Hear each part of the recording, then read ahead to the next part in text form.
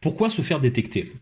La détection permet de nous informer sur la façon dont nous allons vous aider. Les schémas de la psychanalyse du surdoué sont différents des schémas que l'on retrouve chez les normaux-pensants, les non-surdoués. L'aide apportée sera donc aussi différente car le fait d'appliquer les schémas de la psychanalyse conventionnelle dans l'accompagnement d'un surdoué reviendrait à le détruire. En effet, un psychanalyste conventionnel va accompagner son patient de manière à ce que ce dernier puisse vivre avec ses manques, ce qui par ailleurs crée ou renforce la névrose. Un surdoué, quant à lui, ne peut pas vivre avec ses manques, de par sa conscience omniprésente des possibilités extraordinaires qu'offre la vie. Et donc, amener un surdoué à vivre avec ses manques serait équivalent à lui suggérer d'abandonner la vie et le plonger dans la dépression.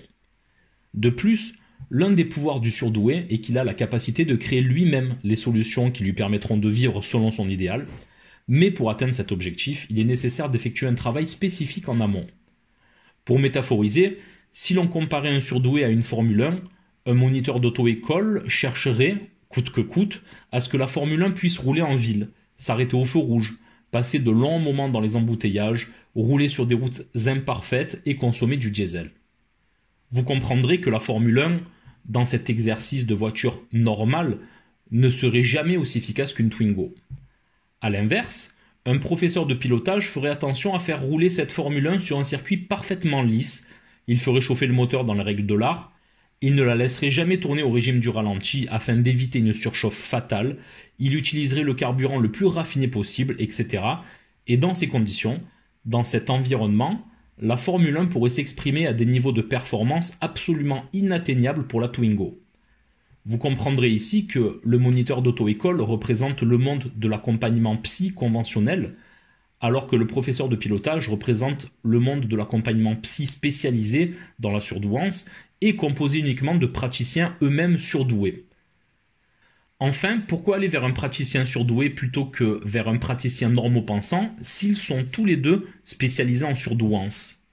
Parce que l'empathie, étant une constante de l'identité du surdoué, le praticien surdoué reconnaîtra et comprendra les sentiments, les émotions, les croyances et les valeurs de la personne accompagnée comme s'il les vivait lui-même et les considérera à leur plus juste valeur lors d'un accompagnement et ou d'une analyse. Quel type de détection choisir? L'intelligence séquentielle du normopensant, du non-surdoué, peut aller vite lorsqu'elle évolue dans un environnement favorable, alors que la pensée arborescente du surdoué peut être submergente et handicapante, voire paralysante, si elle se trouve soumise au stress ou à la malveillance.